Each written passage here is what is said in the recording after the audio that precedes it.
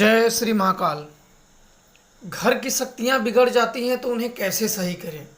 क्योंकि बहुत समय से मुझसे ये प्रश्न पूछा जा रहा था कि घर की जो शक्तियाँ हैं जो ऊपर खेल रही हैं, पूर्वजों ने पूज रखा है, तब तक तो ये ठीक थी।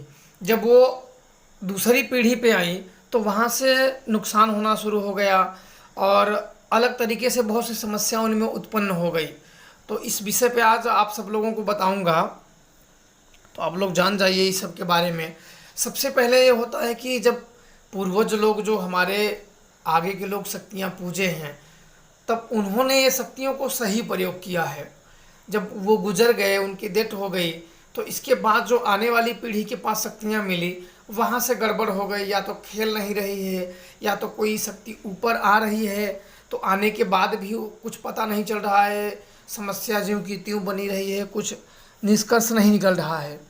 तो इस प्रकार से तमाम से ऐसे प्रश्न हैं। तो इस वीडियो के माध्यम से आज मैं आप सब लोगों को जानकारी देने की कोशिश करूंगा और आप लोग ये जानिए। तो अगर ये सब आप सब लोगों के साथ हो रहा है तो आप लोग इससे बचो और कोई एक सॉलिड रास्ता निकालिए, ताकि अदृश्य शक्तियों से आप सही अपना क्लियर कर लोगे, अपनी घर की शक्तियों को ठीक कर लोगे, तो बाहर की शक्तियों को बहुत ज़्यादा पूजा पाठ या दुनिया भर के विधि विधान करने की आपको ज़रूरत नहीं पड़ेगी। तो सबसे पहले ये बात होती है कि जब पूर्वज लोग पूजे हैं वहाँ तक तो ठीक थी, जब दूसरी पीढ़ी ने पूजा तो वहाँ से गड़बड़ क्यों कैसे हो जाती है और क्यों हो जाती है। तो यह है कि जब पूर्वज लोग हमारे पूजते हैं तो उस समय शक्तियों का एक लगा होता है सीरियल बाई की। इस शक्ति के बाद, जैसे कि एक आपको बता रहा हूँ कि हनुमान जी के बाद माँ काली आई, माँ काली के बाद कोई मसान आया, मसान के बाद माँ शीतला आई। तो इस प्रकार से इन शक्तियों का स्टेप बाय स्टेप बना होता है। आप लोग अपने पूर्वजों में जो पूजे होंगे उन सब से आप पूछोगे कि आगे की जो अघहर बोला जाता है, आगे की शक्ति वो कौन थी। तो उस शक्ति को अगर पूजोगे, वो शक्ति आगे की शक्ति अगर जो आगे बोल रही है, जो शरीर पे व्यक्ति के आगे आई है, अगर वो गलती से आपने उसे बीच में कर दिया या वो पीछे हो गई, फिर भी वो शक्तियाँ सारी शक्तियाँ बिगड़ जाएंगी। तो उसके लिए वो शक्तियों को आपको जानना होगा कि इस घर में आगे की शक्ति कौन सी है, जो आगे की शक्ति है उसी की।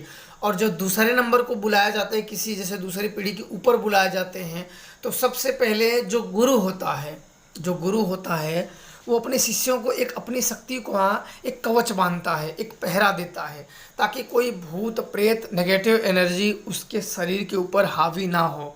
ये होता यह है कि जब आप पूजने की कोशिश करते हो तो उस समय तमाम प्रकार की शक्तियाँ, क्योंकि जब शक्तियों को पूजा जाता है या बुलाया जाता है तो उस समय ज़्यादातर नवरात्र होते हैं, और नवरात्र ऐसा समय है कि उस समय भूत भी जागृत होते हैं और दैविक शक्तियाँ भी जागृत होती हैं। तो इस समय बहुत सावधानी की ज़रूरत होती है। तो इसलिए गुरु को वो देखना ज़रूरी होता है कि उस शिष्य पे कोई भूत प्रेत का छाया ना हो, कि उस देवता का नाम लेके भूत ही बोले कि मैं ये शक्ति हूँ। क्योंकि ये भूत भी, इन्हें इसीलिए तो भूत कहा जाता है क्योंकि ये सच बोलते नहीं हैं। ये रहेंगे भूत और नाम बोल देंगे देवता, और एक बार अगर भूतों का वचन हो जाता है आपके साथ, फिर समझो थोड़े समय तक आप, जब तक इन्हें थोड़ा समय तक, साल 2 साल ऐसे करके आप अच्छे से इनको चला सकते हो, जब तक आप अच्छे से पूजा दोगे। इसके बाद आपकी समस्या बढ़ती चली जाएगी, क्योंकि ये आपको फिर तकलीफ देना शुरू करेंगे। वही चीज़ होता है जैसे आपने नए में तंत्र मंत्र सीखा तो बहुत एक अच्छा फील होता है कि मैं बहुत अच्छे से करूँगा, बहुत जप करूँगा। जब कोई चीज़ पुराना होने लगता है तो अपना उससे एक जैसे मन ऊब जैसा जाता है कि चलो कर लेंगे, अभी करेंगे, बाद में करेंगे। फिर उतना जितना पहले करते थे घंटों 2-2 4-4 घंटे, उतना धीरे धीरे वो पिछड़ने लगता है, तो समस्या वहाँ से उत्पन्न हो जाती है।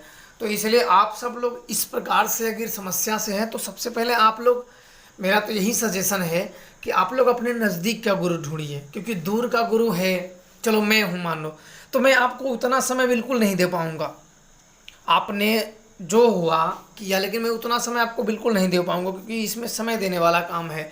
और एक जो पास रह के वो करेगा वो ठीक है।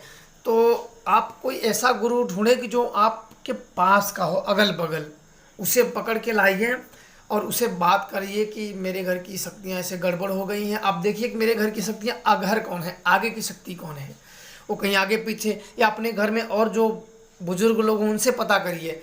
तो उन लोग से स्टेप बाय स्टेप शक्तियों से बुलाने की कोशिश करें। गड़बड़ हो तो तुरंत टोकिए। इसके बाद ऐसे आप करोगे तो जो घर की शक्तियाँ गड़बड़ हैं, इस तरीके से हैं, वो सही हो जाएंगी और समस्या जो है वो निकल जाएगी। लेकिन आपने पहले अगर जिसका वचन हो गया है उसे फिर से बुलाना होगा उन शक्तियों को। गुरु अगर अच्छा हो तो ठीक है, नहीं गुरु को चेंज करके अच्छा गुरु पकड़ो, क्योंकि गुरु ही हमें उस चीज़ से निकाल सकता है। नहीं तो एक बार उन शक्तियों से वचन में आ जाओगे तो वो गड़बड़ हो जाएगा। देखो, जो सिद्धि वाली शक्तियाँ होती हैं उनसे थोड़ा सा ठीक होता है। उनमें आप कहीं भी जाके खा पी सकते हो, कहीं भी, उसमें दिक्कत नहीं होता। जो घर की शक्तियाँ होती हैं, मैंने पहले भी बोला था, आप अगर कहीं जाके खा लोगे या जूठा मीठा कर लोगे ना, फिर आपका ना चाहते हुए भी कहीं ना कहीं कुछ ना कुछ तबीयत खराब हो जाएगा। मेरा ऐसे हुआ था, तो इसलिए मैं आपको वो कभी बताऊंगा, आप लोगों को जानकारी दूंगा। तो घर की जो शक्तियां हैं आप लोग खुद ही अपने से जवाबदारी रखिए, ताकि आपकी शक्तियां हैं, आपका शरीर है, आप जैसे आप यूज कर सकते हो। तो आप देखिए कि जहाँ तक शक्तियाँ ठीक हैं वहाँ तक काम करिए। जहाँ से आपको लगे कि यहाँ से हो ये गड़बड़ हो जाएंगी या फिर हानि हो सकता है, तो वो काम बिल्कुल ही ना करें। तो इसलिए आप लोग अगर जो घर की शक्तियाँ गड़बड़ हैं तो आप लोग अगल बगल का ही गुरु ढूंढिए और उसे बुलाइए, अपने घर का पूरा जांच कराइए कि मेरे घर में जो मेरे ऊपर या मैंने जो पूज रखा है, जो मेरी शक्तियाँ काम नहीं कर रही हैं, उसमें कहीं भूत प्रेत तो नहीं हैं।